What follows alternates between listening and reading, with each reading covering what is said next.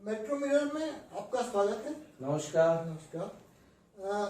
आज हमारे साथ हैं श्री डॉक्टर संजीव गुप्ता जी, जो एसोसिएट प्रोफेसर हैं और तीन चार डिपार्टमेंट के एचओडी रह चुके हैं। माखनलाल वर्तमान में एमसीयू दर्शन स्टूडियो देख रहा हूँ। और वर्तमान में आप एमसीयू दर्शन स्टूडियो देख रहे हैं।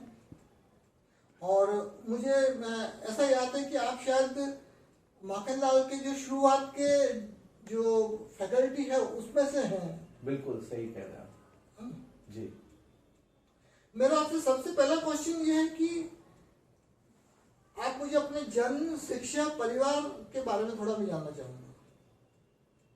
मेरा जन्म भोपाल में ही हुआ है, एक जिसको हम लोग लेडी हॉस्पिटल कहते थे, सुल्तानिया जनाना अस्पताल, वहां पर मेरा जन्म हुआ है। क्योंकि उस समय संस्थागत प्रसव होना बड़ी बात थी, लोगों के घरों में ये सब होता था। तो सुल्तानिया जनाना अस्पताल जो कि काली मंदिर के सामने, और उसका जीर्णोद्धार, मतलब वहां पर दूसरा अस्पताल हो रहा है। तो आज की जनरेशन शायद उसको ना पहचाने, लेकिन 70 के दशक में वो एक अपने आप में बड़ा अस्पताल था। और वहाँ पर स्पेशली मतलब प्रसव के लिए ही प्रसूताएं वहाँ पर आती थी। और मेरी शिक्षा दीक्षा भी भोपाल में ही हुई। यहाँ का मॉडल टीटी नगर स्कूल, जहाँ पर हमारे प्रदेश के लोकप्रिय मुख्यमंत्री माननीय शिवराज सिंह चौहान जी जो थे, वो भी वहाँ पर पढ़े थे। उसी विद्यालय से मैंने अपनी विद्यालय में शिक्षा पूरी की। और उसके बाद मैंने टेलीविज़न प्रोडक्शन का जो है सरदार वल्लभ भाई पटेल पॉलिटेक्निक के अप्लाइड वीडियोग्राफी डिपार्टमेंट से 3 वर्षीय ऑनर्स डिप्लोमा किया था। मैं गोल्ड मेडलिस्ट था। और उसके बाद में माखनलाल चतुर्वेदी राष्ट्रीय पत्रकारिता एवं संचार विश्वविद्यालय, उस समय तेलंगाना में एक छोटा सा परिसर था, वहीं से मैंने जनसंपर्क में स्नातक किया। तत्पश्चात मैंने master in communication and public relation किया। एम इन सोशोलॉजी हूँ, M in Hindi literature, M in English literature, और मेरी पीएचडी भी ब्रॉडकास्ट जर्नलिज्म में माखनलाल चतुर्वेदी राष्ट्रीय पत्रकारिता विश्वविद्यालय से। और विगत 26 वर्षों से मैं विश्वविद्यालय में अध्यापन करता हूँ और युवाओं के बीच रोज ही कुछ नया सीखता हूँ। आप जर्नलिज्म और मीडिया एजुकेशन में अपनी चॉइस से आए या कोई कोइंसिडेंस था? आपने इसे अपना करियर ऑप्शन क्यों चुना? चॉइस से ही मैं कहूँगा, क्योंकि शुरू से ही मैं पढ़ने लिखने में तेज था और कक्षा में हमेशा प्रथम स्थान आता रहा था। मॉडल टीटी नगर स्कूल में भी जब मेरा प्रवेश हुआ था तो उस समय मुझे याद है कि 91% थे मेरे। और सूची में जब मेरा एडमिशन हुआ था 7वीं कक्षा में तो टॉप पर ही था। और मैंने जब अप्लाइड वीडियोग्राफी डिपार्टमेंट से अपना 3 वर्षीय ऑनर्स डिप्लोमा किया तब भी 82% थे और वो टॉप थे। और शायद अभी तक रिकॉर्ड मेंटेन, क्योंकि प्रतिवर्ष कोई ना कोई टॉप होता है, लेकिन प्रतिशत के तौर में आज भी रिकॉर्ड मेरा मेंटेन है मेरी जानकारी अनुसार। और उसके बाद फिर मैंने, चूंकि मेरा इसी में था, तो मैं पहले जनसंपर्क विभाग में कुछ दिन मैंने सेवाएं दी। तो वहाँ से मुख्यमंत्री प्रेस प्रकोष्ठ और मध्य प्रदेश के राज्यपाल राजभवन के प्रेस प्रकोष्ठ में भी मैंने टेलीविज़न समाचार निर्माण से संलिप्त था, उसमें मैंने काम किया। उसके बाद मैंने पर्यावरण नियोजन एवं समन्वय संगठन एप्को, वहाँ पर एप्को में भोज विट्टेन परियोजना, उस समय भोपाल के बड़े और छोटे तालाब के संरक्षण के लिए ओईसीएफ जापान से 234 करोड़ का लोन आया था। उस प्रोजेक्ट में मैंने उनके अवेयरनेस सेल में वहाँ पे सहायक सूचना अधिकारी के तौर पे मैंने अपनी सेवाएं दी। वो बहुत कम समय था, करीब 1.25 साल मैंने वहाँ दिया। उसके बाद चूंकि इसी विश्वविद्यालय से पढ़ा था, विज्ञापन आया तो मैंने अप्लाई किया था। और फिर मेरा चयन जो है यहाँ पर दिसंबर 99 के साक्षात्कार में मुझे यहाँ पर व्याख्याता प्रसारण पत्रकारिता के पद का पर मेरी चयन होने के फलस्वरूप मैंने जनवरी 2000 में विश्वविद्यालय में पदभार ग्रहण कर लिया था। और उस समय चूंकि टेलीविज़न के एक्सपर्ट्स विशेषज्ञ थे ही नहीं, ये पाठ्यक्रम उस समय माखनलाल चतुर्वेदी पत्रकारिता विश्वविद्यालय ने हमें प्रसारण पत्रकारिता पहला बैच 1998 में शुरू किया था। और मैं अतिथि अध्यापन के तौर पर विश्वविद्यालय से जुड़ा था और नियमित पद आने पर मैंने वहाँ पर साक्षात्कार दिया। और चयनित होने के बाद मैंने जनवरी 2000 मतलब आपने चॉइस से ही एक तरह से चॉइस ही, क्योंकि मेरे माता पिता दोनों स्कूल में शिक्षक थे, पिताजी व्याख्याता थे और मेरी माताजी भी जो है प्राइमरी स्कूल में अध्यापिका थी। तो दोनों शिक्षक थे। तो विरासत में हमारे घर परिवार में मेरे भाई बहन सभी पढ़ने लिखने वाले रहे। और हम लोगों के यहाँ मतलब पुस्तकों का ज़्यादा ही आप देखेंगे, घर में अलमारियां भरी रहती हैं किताबों से। एक अहम क्वेश्चन मेरा माखनलाल यूनिवर्सिटी के विद्यार्थियों की प्रतिभा और उन्हें किस तरह की स्किल्स की जरूरत है जिससे वो आईएमसी या अन्य जो टॉप इंस्टीट्यूट है उनके बराबर आ सके।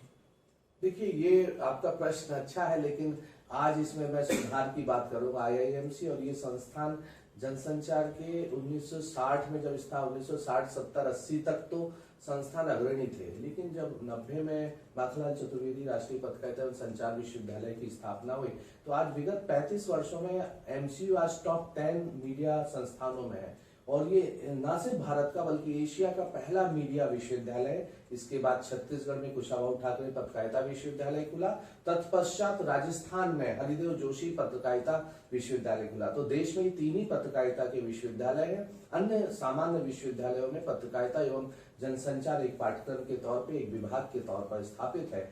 तो माखनलाल चतुर्वेदी राष्ट्रीय पत्रकारिता एवं संचार विश्वविद्यालय के एलुमनाई आज देश भर के प्रतिष्ठित मीडिया संस्थानों में है, बल्कि विदेशों के मीडिया संस्थानों में, बीबीसी जैसी संस्थानों में भी हमारे ही विभाग की, प्रसारण पत्रकारिता विभाग की विद्यार्थी वंदना ढांड है, और अन्य विद्यार्थी दुबई में भी हैं, अन्य चाइना में भी हैं, जो अच्छे वहां पर काम कर रहे हैं, और कुछ ने तो अब अच्छे स्टार्टअप भी किए हैं। तो एमसीयू आज देश के टॉप 10 मीडिया संस्थानों में गिना जाता है, और विगत द वीक और दी हंसा के जो सर्वे हैं उसमें विश्वविद्यालय ने एक अलग ही मुकाम बनाया है। आशा है कि फ्यूचर में ये आईएमसी का मुकाबला और दूसरे टॉप, एमसीयू कभी भी किसी से मुकाबला करने में विश्वास नहीं करता है। विश्वविद्यालय के अपने उद्देश्य हैं, उन उद्देश्यों पर हम लोग पूरा करने में चलते हैं, और हम एक प्रतिस्पर्धा की जगह हम राष्ट्रवादी, संस्कारी ऐसे मीडिया विद्यार्थी तैयार करने की कोशिश करते हैं जो न सिर्फ अकादमिक तौर पे बल्कि उनमें स्किल भी हो और वो राष्ट्र और समाज की सेवा में अपना योगदान दे पाए। पत्रकार वो बाद में बने, लेकिन एक जिम्मेदार नागरिक जरूर बने, ये हम लोग उनको सिखाते हैं। तो एक संस्कारी, जिम्मेदार, सामाजिक उत्तरदायित्व से परिपूर्ण संपूर्णता में हम भारतीय परिवेश में ऐसे पत्रकार गढ़ने की प्रयास करते हैं अपने विश्वविद्यालय। एक बहुत अहम क्वेश्चन है आज के जमाने के हिसाब से कि मीडिया स्टार्टअप और एंटरप्रेन्योरशिप में बहुत संभावना है जी, ताकि विद्यार्थी केवल नौकरी ही नहीं ढूंढे, उसके ही भरोसे नहीं रहे। लेकिन इस ओर एमसीयू ने कोई विशेष ध्यान नहीं दिया, जहां तक मेरा ऑब्जर्वेशन है, जबकि सरकार और प्राइवेट सेक्टर हमेशा फंडिंग के लिए तैयार रहती है और उसकी कोई कमी नहीं है। मेरे को लगता है उनको मेंटरशिप की, उनको प्रिपेयर करने की जरूरत है, इसके लिए एक अलग विभाग हो। और ऐसी बात नहीं है, विश्वविद्यालय सदैव से अपने विद्यार्थियों के लिए प्रयास करता है, लेकिन हमारी वरीयता रही है। मुझे याद है कि जब हम लोग विकास भवन में थे तब हम लोग को एक बड़े कैंपस की जरूरत थी, और हम लोग विशन खेड़ी निर्माण उस समय चल रहा था, और हम लोग थे। उसी दौरान तत्कालीन जनसंपर्क मंत्री थे हमारे माननीय श्री डॉक्टर नरोत्तम मिश्रा जी। उन्होंने इंक्यूबेशन सेंटर का शुभारंभ किया था, हम लोगों ने उसको शुरुआत भी की थी, कुछ विद्यार्थियों को ट्रेनिंग दी और बहुत सुखद परिणाम आए थे। लेकिन उस समय की कुछ ऐसी आवश्यकताएं थी जिनके चलते वो इंक्यूबेशन सेंटर अब विशन खेड़ी में हम लोग शुरू करने का प्रयास कर रहे हैं। लेकिन हमारे विद्यार्थियों ने स्वयं के स्टार्टअप बहुत किए, चाहे वो फिल्म में हो, चाहे आप देखेंगे कि दुर्गेश सिंह जो है वहां पर फिल्म में नाम कर रहे हैं। एक हमारे भोपाल में है जो खुद का मीडिया हाउस बहुत अच्छे से चला रहे हैं, एक ने बंसलबन में अपना मीडिया ऑफिस है। तो इस तरीके से कंसल्टेंसी आप देखेंगे, मुंबई में बहुत सारे फ्रीलांस तो स्टार्टअप कर रहे हैं। इवन हमारे कंप्यूटर डिपार्टमेंट और न्यू मीडिया टेक्नोलॉजी के विद्यार्थी भी प्रिंटिंग, पैकेजिंग और 3D प्रिंटिंग में भी स्टार्टअप करके बहुत अच्छा काम कर रहे हैं। अभी हमने लोगो कंपटीशन और पैकेजिंग एंड प्रिंटिंग की कंपटीशन कराई थी, तो हमारे जो बीटेक प्रिंटिंग पैकेजिंग है, जो न्यू मीडिया टेक्नोलॉजी डिपार्टमेंट जो देश का अपने आप में एकमात्र शानदार डिपार्टमेंट है, 2011 से चल रहा है, वहाँ के बच्चों ने भी बहुत अच्छे स्टार्टअप और वो किए।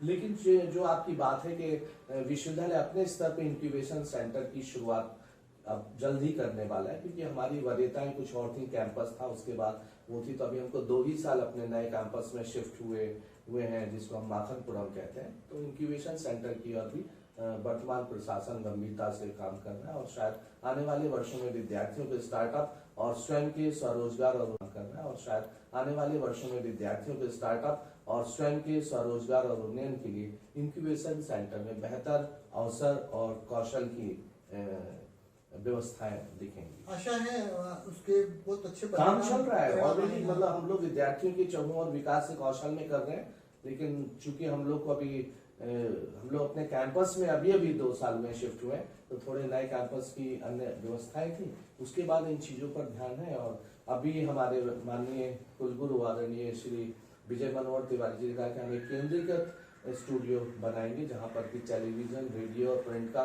प्रोडक्शन राउंड द क्लॉक होगा, just like a television channel. जैसे टेलीविजन चैनल और अखबारों में 24 घंटे 24/7 365 डेज काम होता है, उस तरीके से हम चाहते हैं कि अपने विद्यार्थियों को कौशल और स्किल्स। रेडियो करमवीर में हम लोग अपने विद्यार्थियों को रेडियो प्रोग्राम की अभ्यास करते हैं। एमसीयू दर्शन स्टूडियो टेलीविजन उसके लिए करता है। सिने अध्ययन विभाग बच्चों को सिनेटोग्राफी के लिए फिल्में और वो शूटिंग के लिए फील्ड में भेजता है। और साथ ही हमारे पास न्यू मीडिया टेक्नोलॉजी डिपार्टमेंट जहाँ ग्राफिक्स और एनिमेशन बच्चे आज के अपडेटेड सॉफ्टवेयर पे उनकी फिल्में बनाते हैं। और हमारा जो पत्रकारिता विभाग है वहाँ पर डिजिटल जर्नलिज्म, जहाँ पर मोबाइल जर्नलिज्म से लेके हम अखबार विकल्प प्रायोगिक वहाँ पर छापते हैं, जिसमें विद्यार्थी ये अपना प्रायोगिक काम करते हैं। लेकिन हमारी नई व्यवस्था के तहत एक सेंट्रलाइज स्टूडियो की बात है, उसको हम सेंट्रलाइज प्रोडक्शन सेंटर आगे भविष्य में बोलेंगे, जहाँ पर टेलीविजन स्टूडियो भी होगा, रेडियो प्रोडक्शन का भी काम होगा, प्रिंट का भी होगा और डिजिटल एनिमेशन लैब भी वहाँ होगी। तो इस तरीके की आदरणीय कुलपति विजय मनोहर तिवारी जी की परिकल्पना है और उस और हम लोग बहुत तेजी से अगले वर्षों में बढ़ेंगे। आशा शीघ्र ही इसके काम उस पर चल रहा है अभी। एक और अहम क्वेश्चन है कि आज के युवा जो जर्नलिज्म में करियर बनाना चाहते हैं, उन्हें आप क्या सलाह देंगे और जिससे वो अपनी विशिष्ट पहचान बना सके? देखिए, आज मीडिया बहुत स्थापित क्षेत्र हो गया और बहुत अवसर हैं, और अब सिर्फ मुद्रित माध्यम नहीं है, रेडियो माध्यम, टेलीविजन माध्यम नहीं है, वेब माध्यम, अब डिजिटल माध्यम है और सबके हाथ में मोबाइल आ गया। तो अभी जो हमारा बढ़ता हुआ क्षेत्र है, जो हमारा जेन एक्स हम कहते हैं, तो डिजिटल माध्यम के लिए हम बच्चों को तैयार करते हैं, विद्यार्थियों को तैयार करते हैं और उसके लिए उनसे यही कहेंगे कि आप ना सिर्फ टेक्नोलॉजी की समझ अपनी बढ़ाएं, वो तो रहेगी, कंटेंट पे बहुत जरूरत है, उसके लिए आप बहुत पढ़ें, लिटरेचर पढ़ें, मैगजीन पढ़ें, अखबार कम से कम 2 हिंदी के 4-5 हिंदी या अंग्रेजी के अखबार मैगजीन्स पढ़ें, न्यूज चैनल्स देखें और लोगों की ऑटोबायोग्राफी, बिब्लियोग्राफी में जो बहुत सारी आप जब एक किताब पढ़ते हैं तो उसके पीछे बिब्लियोग्राफी भी होती है, तो आपको और रेफरेंसेस मिलते हैं। अपने पुस्तकालय का जितना उपयोग करेंगे बेहतर है। आप सिर्फ व्हाट्सएप या गूगल तक ही सीमित ना हो, सोशल मीडिया के अतिरिक्त भी थोड़ा सा पन्नों को पलट के अखबार और वो करें, म्यूजियम्स की विजिट करें, अपने कल्चर को, हेरिटेज को समझें, अपने आसपास की दुनिया को समझें। हम जिसको कहते हैं पर्यावरण से आबो हवा, मिट्टी, पानी तक सीमित नहीं है, हमारी तहजीब, संस्कृति, परंपराएं और जो हमारे रूट्स हैं, जिनको हम समग्रता में IKS कहते हैं, इंडियन नॉलेज सिस्टम। तो माखनलाल चतुर्वेदी राष्ट्रीय पत्रकारिता एवं संचार विश्वविद्यालय अपने विद्यार्थियों को मीडिया शिक्षण देता है, लेकिन भारतीय परिवेश में इंडियन नॉलेज सिस्टम को बेस बना के उनको परिपक्वता में तैयार करता है, हमारे रूट्स से कनेक्ट करते हुए उनको डिजिटल मीडिया तक की यात्रा में उन्नयन के अवसर उपलब्ध कराता है। एक विद्यार्थियों की शिकायत रहती है कि उन्हें स्टूडियो, रेडियो स्टेशन और अन्य संसाधनों को उपयोग और करने में और सीखने में मतलब तवज्जो नहीं दी जाती है। इस बारे में आपका क्या कहना है? देखिए, ये बात हमारे 10 डिपार्टमेंट्स हैं और सभी मीडिया के डिपार्टमेंट्स हैं, सभी के पास अपने अपने स्टूडियो नहीं है। स्टूडियो एक है जो अभी छोटा है, इसलिए केंद्रीकृत स्टूडियो की व्यवस्था जो कि 24/7 × 365 वो है। तो विद्यार्थियों की अपेक्षाएं प्रैक्टिकल की ज्यादा है, क्योंकि हमारा पाठ्यक्रम इस तरीके का है कि हम लोग 50-50 उसमें थ्योरी प्रैक्टिकल की तरफ बढ़ रहे हैं, तो प्रैक्टिकल का लोड ज्यादा है, तो फील्ड बेस्ड भी कर रहे हैं। तो सारे विद्यार्थियों को उतने कैमरे और ये देना, क्योंकि बहुत महंगे उपकरण होते हैं और उनको फिर अपडेटेड करना। तो वो बात सही कि जब जहां पर 3-4 हजार विद्यार्थी हो तो 3-4 हजार कैमरे हम उपलब्ध नहीं करा सकते, लेकिन अधिकतम उनको हम इस तरीके से व्यवस्था करते हैं कि उनको एक व्यवस्थित तरीके से वो हो।